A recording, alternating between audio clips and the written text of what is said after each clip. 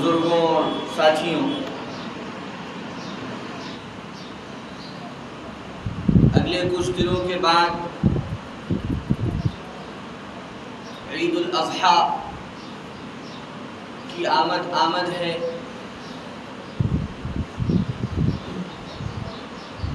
अल्लाह ताला ने खुशियों के ये दो मौके उम्मत मुस्लिमा को अता फरमाए हैं।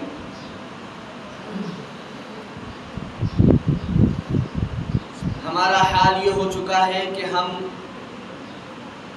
खुशी को बराए खुशी समझते हैं और हमें ये लगता है कि ईद इसलिए आती है ताकि नए कपड़े बना लिए जाएं, ईद उल फित्र पर कुछ मीठा खा लिया जाए और ईद उल अज़हा पर गोश्त खा लिया जाए। ये छोटा सा तसव्वुर हमारे जहनों में ईद का रहता है। हालांकि ईद अल्लाह की इबादत और अल्लाह की याद का दिन है। खुशी मनाने का हुक्म अल्लाह ने दिया है, इसलिए हम खुशी मनाते हैं। लेकिन असलन ईद का ताल्लुक अल्लाह की इबादत से है, अल्लाह की याद से है। और ईद उल फित्र हो या ईद उल अज़हा, दोनों अपने अंदर एक बहुत बड़ा पैगाम रखती हैं। दोनों ईदों के ज़रिए हमको और आपको एक सबक मिलता है। कामयाब मुसलमान वो है जो उस सबक को जहन में रखे और जिसकी निगाह में ये बात ताज़ा रहे कि आखिर ये ईद क्यों आती है और हमें क्या सबक देती है और इस ईद से हम क्या सीख सकते हैं। ख़ास तौर से चूँकि ईद उल अज़हा का मौका है, इसलिए मैं ईद उल अज़हा के ताल्लुक़ से कुछ अर्ज़ करने की अल्लाह की तौफ़ीक़ से कोशिश करूँगा। अल्लाह ताला उसे मेरे लिए आसान भी फरमा दे और उस पर अमल करने की मुझे भी और आप सबको तौफ़ीक़ अता फरमाए। ईद उल अज़हा का ख़ास ताल्लुक़ है हज़रत सय्यदना इब्राहीम खलीलुल्लाह अलैहिस्सलाम की ज़िंदगी से। वो हज़रत इब्राहीम जो अल्लाह के दोस्त, वो हज़रत इब्राहीम जो अल्लाह के खलील, वो हज़रत इब्राहीम जो अल्लाह के निहायत बरगुज़ीदा पैगम्बर, वो हज़रत इब्राहीम जिनकी नस्लों में अल्लाह ने हज़ारों अंबिया किराम अलैहिमुस्सलाम पैदा फरमाए। ईद उल अज़हा का ख़ास ताल्लुक़ हज़रत इब्राहीम अलैहिस्सलाम की और उनके ख़ानवादे की ज़िंदगी से। अल्लाह ने हज़रत इब्राहीम अलैहिस्सलाम के ख़ानदान को एक मिसाली ख़ानदान बनाया है। किसी भी ख़ानदान की जो नश्व नुमा होती है और कोई भी ख़ानदान जो तैयार होता है, उसमें एक गार्जियन होता है, उस ख़ानदान का, उस घर का बड़ा होता है, उस घर का मर्द होता है जिसके ऊपर घर के तमाम छोटों की जिम्मेदारियां होती हैं। उस घर में एक औरत होती है जो मर्द की साथी होती है, मर्द की बीवी होती है। उसके लिए उसके ऊपर घर की बहुत सी जिम्मेदारियां होती हैं और उस घर में एक बच्चे होते हैं जो उस घर की रौनक होते हैं, जो उस घर के फूल होते हैं। इनसे मिलकर कोई कुंबा, कोई घर, कोई ख़ानदान वजूद में आता है।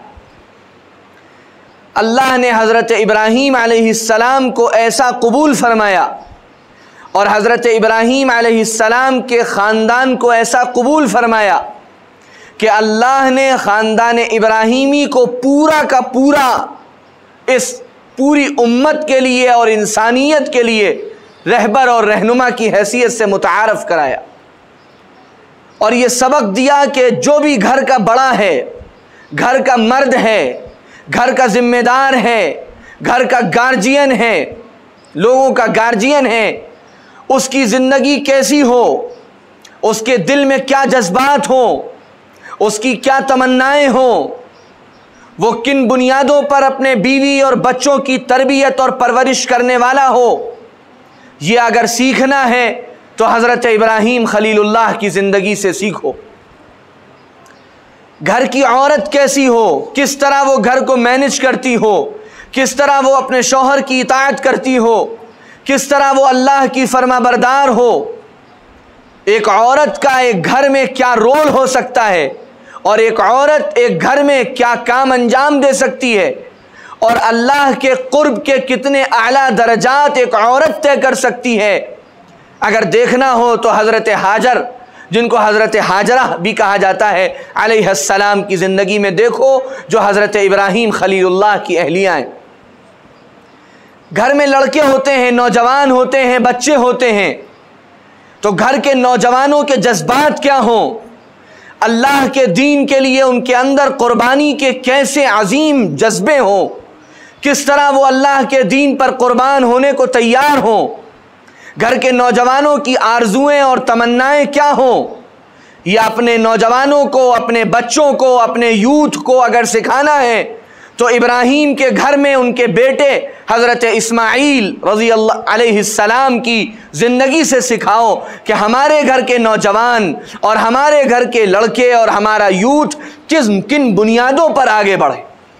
ये एक ऐसा मुबारक ख़ानदान है हज़रत इब्राहीम अलैहिस्सलाम का कि अल्लाह ने इस पूरे घराने को पूरी इंसानियत के लिए और बिलखुसूस उम्मत मुस्लिमा के लिए एक आइडियल ख़ानदान बनाया है, एक मिसाली ख़ानदान बनाया है। और फरमाया था अल्लाह ताला ने कुरान पाक में, इन्ना इब्राहीम काना उम्मतन वाहिदन लिल्लाहि हनीफा, कि इब्राहीम तो अपने आप में एक पूरी उम्मत हैं।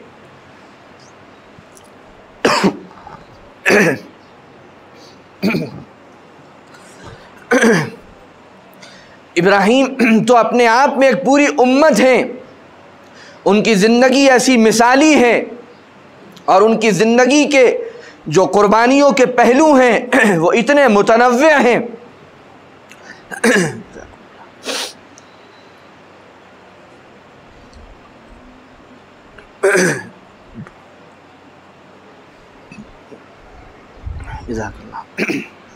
अल्हम्दुलिल्लाह कि पूरी इंसानियत के लिए यह पूरा ख़ानदान एक मिसाली और आइडियल ख़ानदान बन सकता है। ईद उल अज़हा के इस मौके पर यह कब तक होता रहेगा कि मुसलमान सिर्फ और सिर्फ जानवर को ज़बह करने को ईद उल अज़हा समझेंगे और एक से एक बेहतरीन जानवरों के लिए आपस में रेस और मुकाबले करेंगे। मुझे नहीं मालूम कि वादी कश्मीर के हमारे निहायत ही मुबारक आप हजरात और यहाँ का माहौल क्या है। हम तो पहली मर्तबा यहाँ हाजिर हुए हैं और अपने बड़ों से ये सुनकर हाजिर हुए हैं कि वहाँ के लोग मिसाली हैं। उनसे जाकर ईमान सीखो, उनके चेहरों पर ईमान का नूर देखो, उनके चेहरों पर जाकर अल्लाह के दीन के लिए कुर्बानी के जज्बात देखो। हमने तो बहुत बुलंद बातें सुनी हैं, लेकिन अपने यहाँ के हालात जो हम देखते हैं और जो वहाँ लोगों से कहते हैं वो एक सबक के तौर पर आपके सामने रखना चाहते हैं। इसलिए नहीं कि खुदा ना खास्ता हमें आपसे कोई शिकायत है, हम तो आपके पास सीखने के लिए, आपको देखने के लिए यहाँ हाजिर हुए हैं। लेकिन हमारे यहाँ ये सूरत हाल है कि जानवरों की कुर्बानी आपस की रेस बन गई है। मेरे यहाँ जानवर इतना बड़ा और मेरे यहाँ जानवर इतने पैसे का, तो तुम्हारे यहाँ का जानवर कितना बड़ा और तुम्हारे यहाँ का जानवर कितने पैसे का। कुर्बानी के अंदर ये मुकाबला आराई शुरू हो गई है, जिसके नतीजे में वो एक इबादत जो इनकलाबी इबादत है, मैं बहुत सोच समझ कर ये लफ्ज़ बोल रहा हूँ कि कुर्बानी का अमल एक इनकलाबी अमल है, इंसान के पूरे वजूद को तब्दील करने वाला अमल है, इंसान के ज़ाहिर और बातिन पर निहायत बेहतरीन जज्बात डालने वाला अमल है। यह अमल नामो नमूद और दिखावे और शोहरत का एक ज़रिया बनकर रह गया है। मकसूद सिर्फ गोश्त खाना नहीं है, मकसूद सिर्फ जानवरों की गर्दन पर छुरी चलाना नहीं है। वल्लाहिल अज़ीम, अगर कुर्बानी के ज़रिए वो जज्बात हमारे अंदर नहीं पैदा हुए जो इब्राहीम खलीलुल्लाह के जज्बात हैं, जो उनके घर के नौजवानों के जज्बात हैं, जो हज़रत हाजरा अलैहिस्सलाम और उनके बेटे इस्माईल अलैहिस्सलाम के जज्बात हैं, तो ये कुर्बानी हमारे लिए अल्लाह के यहाँ एक वबाल बन सकती है, हमारी पकड़ का ज़रिया बन सकती है। कुर्बानी का अमल और ईद उल अज़हा का मौका अल्लाह ने इसलिए हमको अता फरमाया कि इसके ज़रिए हम अपनी तमन्नाओं का रुख दुरुस्त करें, इसके ज़रिए हम अपने जज्बात को तब्दील करें, और जिस वक्त हम जानवर को ज़बह करें उस वक्त हम अपनी तमाम ख्वाहिशात, अपनी तमाम मर्जियात और अपनी तमाम आरजुओं और तमन्नाओं को जो अल्लाह से दूर करने वाली हैं उनको अपने हाथ से कुचल कर रख दें। और वो हकीकी जज्बात जो इब्राहीम खलीलुल्लाह और इस्माईल ज़बीहुल्लाह अलैहिस्सलाम में और उस पूरे ख़ानदान में पैदा हुए थे, वो हकीकी क़ुरबानी के जज्बात हमारे अंदर पैदा हो जाएं। इसलिए अल्लाह ताला ने यह क़ुरबानी का मुबारक अमल और ये ईद उल अज़हा का मुबारक मौका हमको और आपको अता फरमाया है। इसलिए ईद उल अज़हा के आने से पहले पहले हुज़ूर अकरम सल्लल्लाहु अलैहि वसल्लम ने ईद उल अज़हा की तैयारी फरमाई और आपने इन मुबारक दिनों का बहुत बुलंदी के साथ तज़किरा फरमाया। आपने कुरान पाक की आयत की तफसीर में बयान फरमाया कि अल्लाह ने जो कुरान की आयतें सूरतुल फज्र में नाजिल फरमाई, वल फज्री वलयालिन अश्र वश्शफ़इ वल वत्र, कसम है फज्र के वक्त की और कसम है 10 दिनों की। मुफस्सिरीन ने लिखा है कि उन 10 दिनों से मुराद वो ज़ुल्हिज्जा के 10 दिन हैं जो आइंदा चांद दिखने के बाद से लेकर और ईद उल अज़हा क़ुरबानी के दिन तक के दिन होंगे। अल्लाह ने ईद उल अज़हा के इब्तिदाई 10 दिनों की यानी ज़ुल्हिज्जा के इब्तिदाई 10 दिनों की कुरान मजीद में कसम खाई। ये इन 10 दिनों के बाबरकत होने की निशानी है। और हुजूर अकरम सल्लल्लाहु अलैहि वसल्लम ने उसी आयत की रोशनी में और अल्लाह के इस इशारे को समझकर ये बात इरशाद फरमाई कि खुदा की कसम अल्लाह को किसी दिनों में, किन्हीं दिनों में नेक आमाल इतने ज़्यादा पसंद नहीं हैं जितने ज़्यादा अल्लाह को नेक आमाल अय्याम ज़िलहिज्जा के 10 दिनों में पसंद है। 1 तारीख से 10 तारीख तक के जो अय्याम हैं, इन 10 दिनों में अल्लाह को इबादत करना सबसे ज़्यादा पसंद है बंदों का, कि इन 10 दिनों में बंदे अल्लाह की इबादत में मशगूल रहें, अल्लाह की तरफ मुतवज्जे रहें। ये अय्याम हज हैं, ये इश्क के दिन हैं, ये मोहब्बत के दिन हैं। हज एक इश्क की इबादत है। अल्लाह की ज़ात ऐसी है कि अल्लाह की ज़ात से डरा भी जाता है और अल्लाह की ज़ात से इश्क और मोहब्बत भी की जाती है। और हज अल्लाह की ज़ात से इश्क और मोहब्बत का सबसे बड़ा मज़हर है। हज की एक एक अदा आशिकी है। हज की एक एक अदा बंदे का अपने मालिक के साथ मोहब्बत का इजहार है। बंदा दौड़ता है, भागता है, 2 कपड़ों में यहाँ से वहाँ सफ़र करता है, मुख्तलिफ ऐसे काम वो कुछ करता है जो आम जिंदगी में करे तो लोग कहें कि अजीब व गरीब इंसान है, अच्छे खासे कपड़े मौजूद हैं लेकिन बगैर सिली चादरें पहना हुआ है, सर खोला हुआ है, ज़मीन पर सो रहा है, कंकरियाँ मार रहा है और दिन के वक्त में रो रहा है, अरफात में अल्लाह को पुकार रहा है। ये सारे अमाल अल्लाह के बंदे के अल्लाह के साथ मोहब्बत और इश्क के इजहार का एक आला नमूना है। और जाहिर है हज में हर एक नहीं जा सकता और अल्लाह बड़ा मेहरबान है, अल्लाह बड़ा करम फरमाने वाला है। अल्लाह ताला जानते थे कि हज में मेरा हर बंदा हर साल जाहिर नहीं आ सकता, तो जो हज में नहीं आ पाएगा क्या वो महरूम रह जाएगा? अल्लाह ने उन बंदों के लिए जो हज में नहीं पहुंच पाए, अल्लाह ने उनके लिए ये मुबारक अय्याम अता फरमाए, कुर्बानी का अमल अता फरमाया कि इन दिनों की इबादत के ज़रिए और फिर ख़ास तौर से कुर्बानी के अमल के ज़रिए बंदा अल्लाह से अपनी उन मोहब्बत का इजहार करता है। और हाजियों का वो अमल जो यौमुन नहर के दिन कुर्बानी का अमल होता है, पूरी दुनिया के अहले ईमान सारी दुनिया में उस अमल की नकल करते हैं, उस अमल की तरह अपने अपने इलाकों में कुर्बानियाँ पेश करते हैं। ये जज्बात कुर्बानी के ज़रिए दिल में पैदा हो, यह कुर्बानी का मकसद है। हज़रत इब्राहीम खलीलुल्लाह की ज़िंदगी मिसाली बने हमारे लिए। हम दुआ पढ़ते हैं कुर्बानी करते हुए, कुल इन्ना सलाती व नुसुकी व महयाया व ममाती लिल्लाहि रब्बिल आलमीन, और 20 साल से 30 साल से ये दुआ पढ़ रहे हैं, लेकिन हम कभी ये जानने का शौक हमारे अंदर नहीं पैदा होता कि हमने ये क्या कहा, हमने क्या दुआ पढ़ी, इसमें क्या जुमले हमने अदा किए। बहुत बड़े जुमले हैं जो हम अदा करते हैं, इन्ना सलाती व नुसुकी व महयाया व ममाती लिल्लाहि रब्बिल आलमीन, मेरी नमाज, मेरी कुर्बानी, गोया मेरी तमाम जानी और माली इबादतें, और फिर मेरी जिंदगी और मेरी मौत, ये सब कुछ अल्लाह के लिए है। इस जुमले का असर दिल पर पड़ना चाहिए, वरना ये एक रस्म बन गया है, जुमला रस्म बन जाएगा अगर जुमले का असर दिल पर ना पड़े, अगर जुमले की हकीकत समझ में ना आए। ये वक्तन फवक्तन जो दुआएं सिखाई सैयदना मुहम्मदुर रसूलुल्लाह सल्लल्लाहु अलैहि वसल्लम ने, ये इसीलिए सिखाई हैं कि इन दुआओं के ज़रिए तुम्हें अल्लाह का ध्यान नसीब हो, इन दुआओं के ज़रिए तुम्हें अल्लाह का इस्तेज़ार आता हो, इन दुआओं के ज़रिए तुम्हारा ताल्लुक़ अल्लाह से मजबूत हो। कुर्बानी जिस वक्त करो तुम और ये दुआ अपनी ज़बान से पढ़ो, तुम्हारा पूरा वजूद लरज़ जाए कि मैं अल्लाह से ये क्या कह रहा हूं, अल्लाह मैंने अपनी सारी इबादतों को और इबादतों से आगे बढ़कर अपनी जिंदगी और मौत को सब कुछ सिर्फ तेरे लिए कुर्बान कर दिया है। लिल्लाहि रब्बिल आलमीन ला शरीक लह, और उसके बाद अल्लाह की तौहीद का जबरदस्त इकरार हो और शिर्क की गंदगी को खुरच खुरच कर दिल से निकाला जाए और साफ कह दिया जाए ला शरीक लह, अल्लाह की जात में कोई शरीक नहीं, वो अकेला है, वो तने तन्हा है। सारी उम्मीदें, सारी तमन्नाएं, सारी आरजुएं, सारी मुरादें, दिल का पूरा किबला व काबा उम्मीदों और तमन्नाओं और आरजुओं का पूरी तरह मरकज सिर्फ और सिर्फ अल्लाह की जात आली है।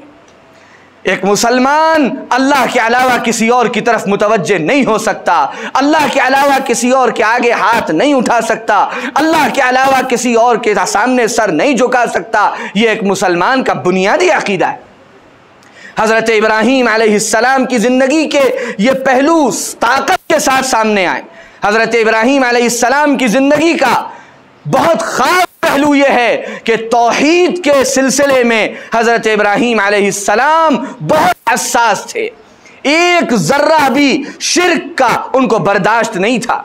मुख्तलिफ मौके पर उन्होंने इसका इजहार किया, अमल से इजहार करके दिखाया, अल्फाज बोल कर दिखाए। कुरान ने उनके अल्फाज नकल किए। जाहिर है मुख्तसर से वक्त पे पूरी तफसीलात सामने नहीं आ सकती। फरमाया था इब्राहीम अलैहिस्सलाम ने इन्ननी बरीउम, कुफ्फार मुशरिकीन को मुखातब करके कहा था इन्ननी बरीउम मिनकुम व मिम्मा ताबुदून मिन दूनिल्लाह कफरना बिकुम व बदा बैनना व बैनकुमुल अदावतु वल बगदाउ अबदन हत्ता तुमिनू बिल्लाहि वहदह इल्ला कौल इब्राहीम अली अबी।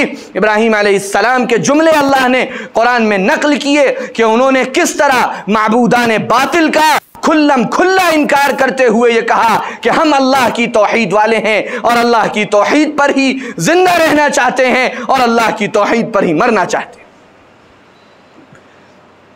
ये कुर्बानी करते हुए ये इब्राहीमी जज्बात हमारे अंदर पैदा हों। क्या कुर्बानियों की मिसाल पेश की है इब्राहीम अलैहिस्सलाम। उनकी ज़िंदगी पूरी की पूरी एक मिसाल है। जिस मौके पर भी इब्राहीम अलैहिस्सलाम ऐसा लगा कि अब वो ज़रा स्टेबल हुए और हालात साजगार हुए, फिर अल्लाह की तरफ से कोई नया इम्तिहान आया और फिर अल्लाह की तरफ से कोई नई आजमाइश आई और वो अजीब दीवाने थे अल्लाह के, अजीब अल्लाह के दोस्त थे, अजीब उनके दिल में अल्लाह की मोहब्बत थी कि जब अल्लाह ताला आजमाइश करते थे इब्राहीम अलैहिस्सलाम बिल्कुल पाए तकमील तक पहुँचकर उस आजमाइश में खरे उतरते थे और पूरी ज़िंदगी वो यही मिसालें पेश करते रहे। तौहीद की बात को जब उन्होंने डंके की चोट पर बयान किया और सारे माबूदाने बातिल का खुल्लम खुल्ला इनकार किया, जबरदस्त आजमाइश आई। हुक्म दे दिया गया कि दहकती हुई आग में इनको डाल दिया जाए। इब्राहीम खलीलुल्लाह वहां भी सलामत रहे और अपने ईमान को भी सलामत रखा। आजमाइश आई कि बाप वो मुखालिफ हो गया और वो तकलीफें पहुंचाने के दर पे हो गया। इतना करीबी रिश्ता, खूनी रिश्ता, सगा बाप, लेकिन इब्राहिम खलीलुल्लाह ने अपने बाप को जितना मुमकिन हो सका समझाया, लेकिन जब उसने बात नहीं मानी तो फिर कह दिया था कि ला अबी ला अस्तगफिरन लक या उहजुरनी महजिरनी मलिया, कि अब मैं आपसे जुदा होता हूँ, सलामुन अलैक सास्तगफिरु लक रब्बी, अल्लाह से मगफिरत मांगूंगा आपके लिए, शायद आपकी किस्मत में तौबा हो, लेकिन इस कुफ्र और शिर्क के साथ मैं आपके साथ रहने को तैयार नहीं। उसके बाद आजमाइश आई, बीवी बच्चे साथ में थे, अल्लाह की तरफ से आजमाइश आई कि ले जाकर अपनी बीवी को और अपने शीरखार बच्चे को जो अभी चंद महीनों का है, इनको ले जाकर उस जंगल में, जंगल भी नहीं, उस सहरा में, उस रेगिस्तान में छोड़ आओ, जिसको कुरान कहता है वादिन गैरि ज़ी ज़र्अ, एक ऐसे इलाके में जो हर तरह की खेती, हर तरह की हरियाली और हर तरह के खुशनुमा मंजर से बिल्कुल साफ है, रेगिस्तानी चटियल पहाड़ी इलाका मक्का मुकर्रमा का। अल्लाह ने कहा जाओ अपनी बीवी को और अपने इस नन्हे बच्चे को ले जाकर वहां छोड़ दो और तुम वहां से चले आओ। इब्राहिम खलीलुल्लाह उसमें भी पूरे इम्तिहान में खरे उतरे, जाकर छोड़ आए। उसके बाद जब इब्राहिम खलीलुल्लाह की यह आजमाइश पूरी हुई और हज़रत इस्माइल अलैहिस्सलाम कुछ बड़े हुए और कुछ ऐसा लगा कि अब हालात स्टेबल हैं, उसके बाद फिर आजमाइश आई कि तुम्हारा यह बेटा जो अब बड़ा हो गया है और नौजवानी के मरहले में दाखिल हो गया है, अल्लाह के हुक्म से इस बेटे की गर्दन पर छुरी चलाकर अल्लाह की राह में इसको कुर्बान कर दो। और इब्राहिम खलीलुल्लाह अलैहिस्सलाम उसमें भी कैसे कामयाब उतरे। ऐसे ही अल्लाह ने हुजूर पाक सल्लल्लाहु अलैहि वसल्लम को भी हुक्म नहीं दिया कि आप भी मिल्लत इब्राहिमी की पैरवी करें। बार बार अल्लाह ने रसूलुल्लाह सल्लल्लाहु अलैहि वसल्लम को कुरान में मुखातब करके फरमाया वत्तबि मिल्लत इब्राहीम हनीफा, ए मोहम्मद सल्लल्लाहु अलैहि वसल्लम आप भी इब्राहिम की मिल्लत की पैरवी इख्तियार कीजिए। वो इब्राहिम जिन्होंने तुम्हारा नाम मुस्लिम रखा, वो इब्राहिम जिन्होंने इस उम्मत को एक लक़ब अता किया, जब इतनी कुर्बानियों के मरहलों से गुजरे हैं तभी अल्लाह ने इब्राहिम की यादगारों को क़यामत तक के लिए ज़िंदा कर दिया। और इब्राहिम अलैहिस्सलाम की सिर्फ यादगारों को ज़िंदा नहीं किया, उनके तज़किरे को भी ज़िंदा किया। अल्लाह के हर नबी का एक मुकाम है और यकीनन बड़ा मुकाम है, लेकिन एक ख़ास कैफियत और एक ख़ास मुकाम हज़रत इब्राहीम अलैहिस्सलाम का है। उनका तज़किरा यूँ भी ज़िंदा हुआ। हम और आप दिन में कई मरतबा नमाज़ पढ़ते हैं, बार बार नमाज़ पढ़ते हैं और हर नमाज में हम दुरूद शरीफ पढ़ते हैं तो क्या कहते हैं, अल्लाहुम्मा सल्लि अला मुहम्मद व अला आलि मुहम्मद कमा सल्लैता अला इब्राहीम व अला आलि इब्राहीम। हज़रत मोहम्मद मुस्तफ़ा सल्लल्लाहु अलैहि वसल्लम के साथ साथ हज़रत इब्राहीम अलैहिस्सलाम का भी तज़किरा करते हैं। और फरमाया हुज़ूर अकरम सल्लल्लाहु अलैहि वसल्लम ने, बुखारी शरीफ की रिवायत है, अल्लाह के रसूल सल्लल्लाहु अलैहि वसल्लम से पूछा गया सबसे अफजल दुरूद शरीफ कौन सा है, आपने फरमाया अल्लाहुम्मा सल्लि अला मुहम्मद व अला आलि मुहम्मद कमा सल्लैता अला इब्राहीम व अला आलि इब्राहीम इन्नका हमीदुम मजीद। अल्लाहुम्मा बारिक अला मुहम्मद व अला आलि मुहम्मद कमा बारकता अला इब्राहीम व अला आलि इब्राहीम इन्नका हमीदुम मजीद। इसी दुरूद इब्राहीमी को रसूलुल्लाह सल्लल्लाहु अलैहि वसल्लम ने सबसे अफजल और सबसे मुबारक दुरूद बताया और कैसा उनकी यादों को जिंदा किया। कोई इंसान भी हज करने जाए या उम्रा करने जाए, अल्लाह ताला अपने फजल से बार बार हम सबको वहाँ की मकबूल हाज़िरी अता फरमाए। हर जाने वाला कदम कदम पर ख़ानदान इब्राहीमी को याद करता है, कदम कदम पर ख़ानदान इब्राहीमी की कुर्बानियाँ उसके सामने होती हैं। वो उतरता है और वो उतर कर कदम रखता है। अपने उम्रे की शुरुआत जैसे ही वो करता है तो सबसे पहले आकर वो तवाफ़ करता है और जब तवाफ करता है और बैतुल्लाह पर नजर पड़ती है तो नजर पड़ते ही उसका ध्यान जाता है वइज़ यरफ़उ इब्राहीमुल क़वाइद मिनल बैति व इस्माईल रब्बना तक़ब्बल मिन्ना।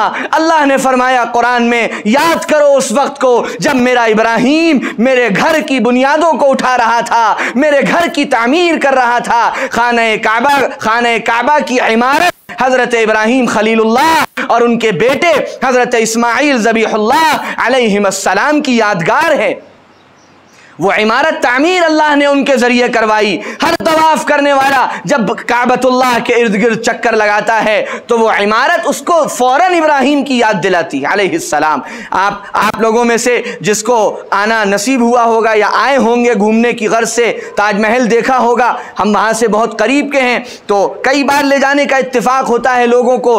तो जैसे ही वो ताजमहल में कदम रखते हैं तो ताजमहल पर नज़र पड़ते ही उनको याद आ जाता है शाहजहां।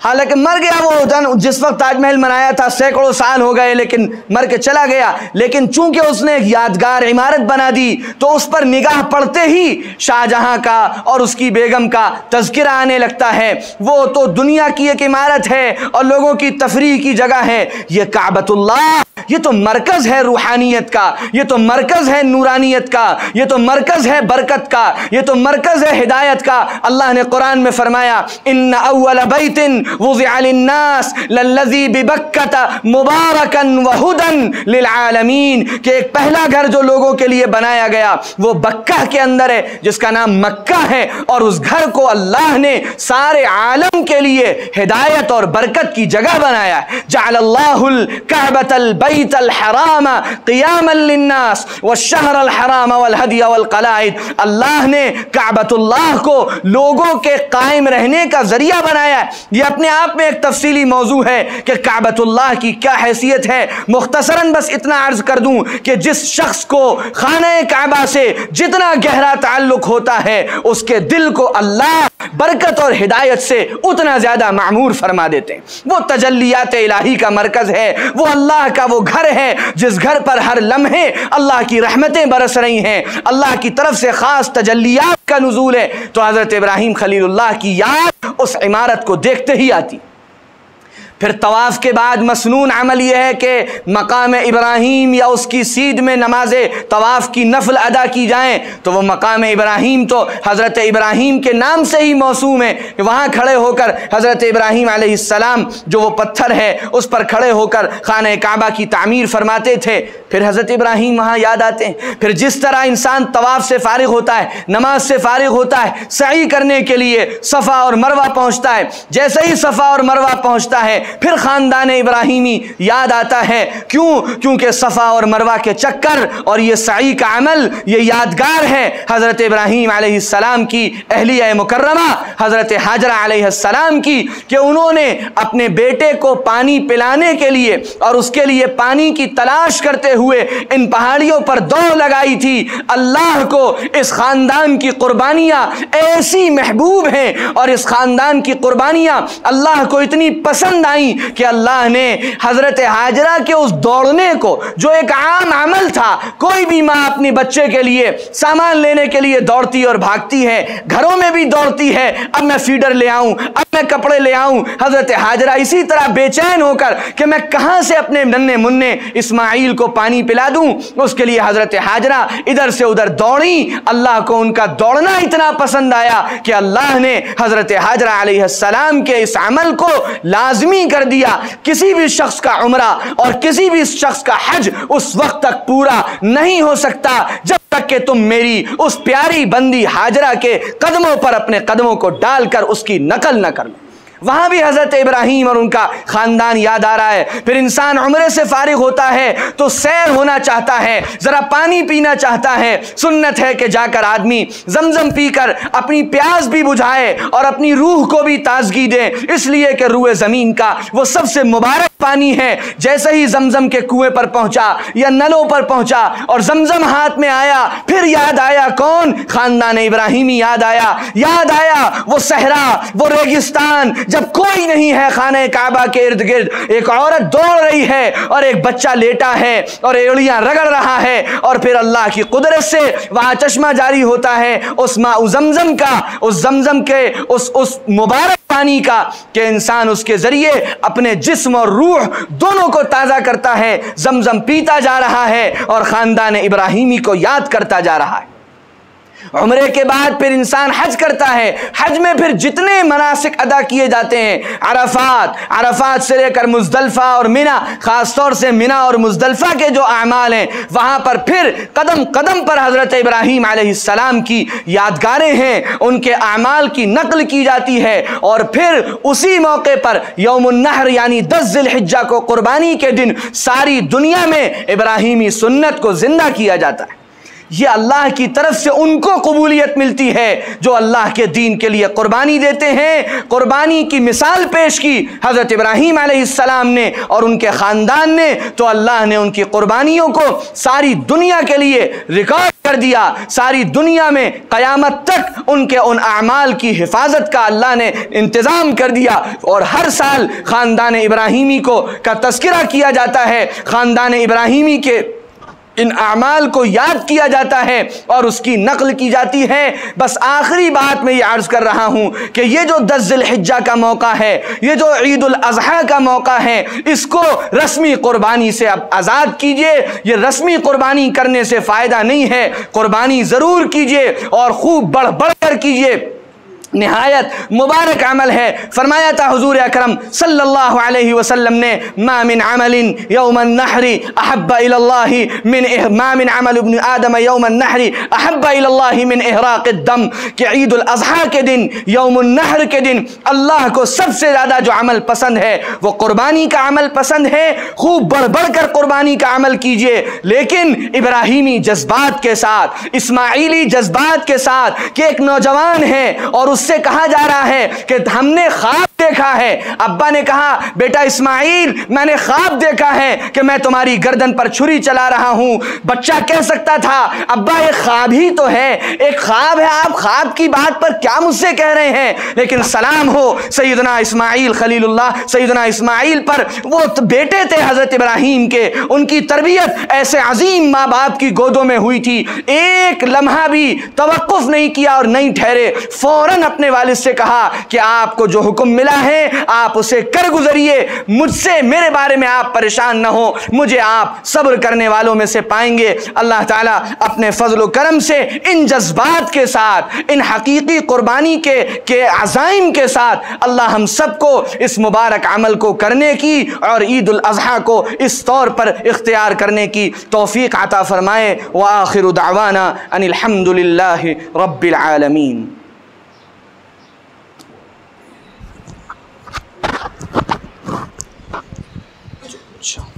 फौरन हो गया।